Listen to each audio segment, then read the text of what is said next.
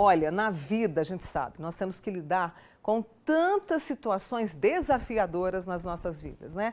Seja ali na área pessoal, na área profissional, há que se ter inteligência emocional. E olha, hoje em dia, as empresas estão atentas a isso na hora de contratar alguém. Por isso, a gente vai saber como aplicar a nossa rotina, qual é o caminho e quais são os 5 pilares da inteligência emocional, agora com a consultora de RH, Narla Peixoto, que veio de Araguari para conversar comigo, com a gente aqui no Manhã Total, né, Narla? Bom dia. Bom dia, Mônica. Sempre um prazer estar com você, Fico né, feliz. falando de um tema incrível que é inteligência emocional, né? Uma das competências e habilidades mais buscadas pelas organizações, né? Porque essa importância da gente saber lidar com as nossas emoções nas situações adversas, nas situações desafiadoras do dia a dia, né, Mônica? Verdade. Agora, para quem de repente fala, não, mas eu nunca ouvi falar sobre inteligência emocional, o que é?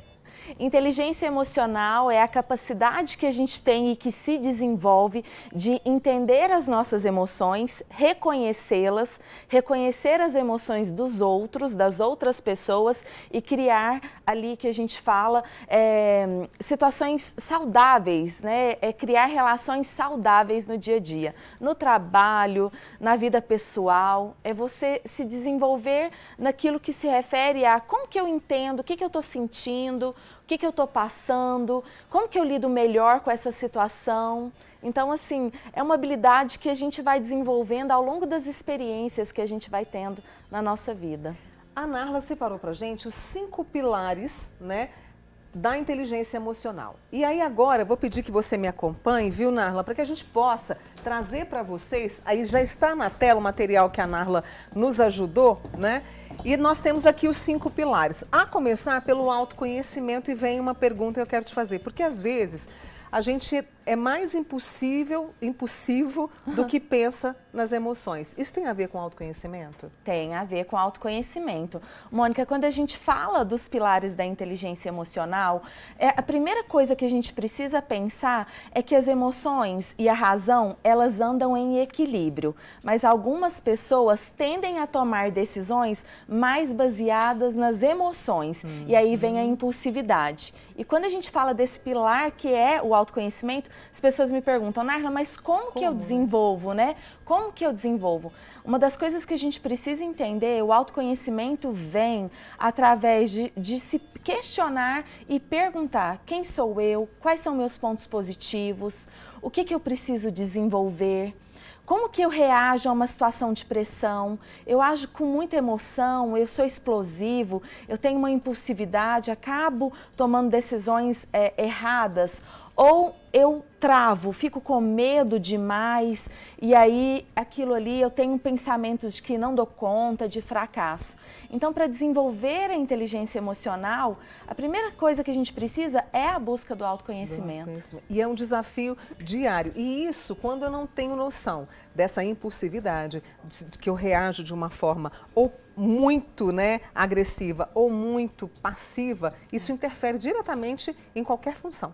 Interfere. Eu falo assim, as empresas hoje é uma das habilidades mais buscadas, por quê? Porque a gente, independente do cargo que eu esteja, a gente quer as pessoas que realmente consigam identificar as suas emoções e agir de uma forma mais assertiva no controle dessas emoções. Então, nem impulsivo demais ao ponto de repente, ter decisões erradas ou sem pensar no contexto, ou talvez medroso demais ao ponto de não seguir em frente, ao ponto de não buscar soluções para os problemas do dia a dia. Quer fazer pergunta? 99897.000 é o nosso WhatsApp. Segundo, autorregulação. O que significa isso?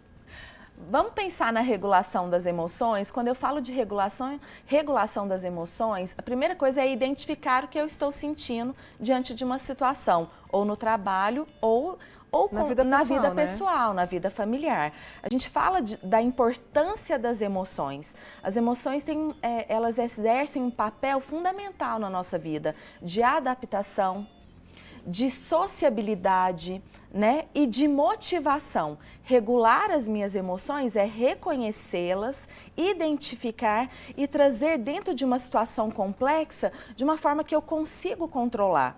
Um exemplo, Mônica, numa reunião ficou mais caloroso, algo que saiu um pouco do controle. Se você sabe, se você se conhece e sabe que às vezes você é sincero e transparente demais e naquele momento você vai ser impulsivo, vai ter uma explosão, controle um pouco.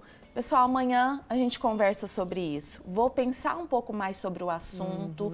E aí a gente fala desse agir com as emoções e com a razão com mais bom senso, com sensatez.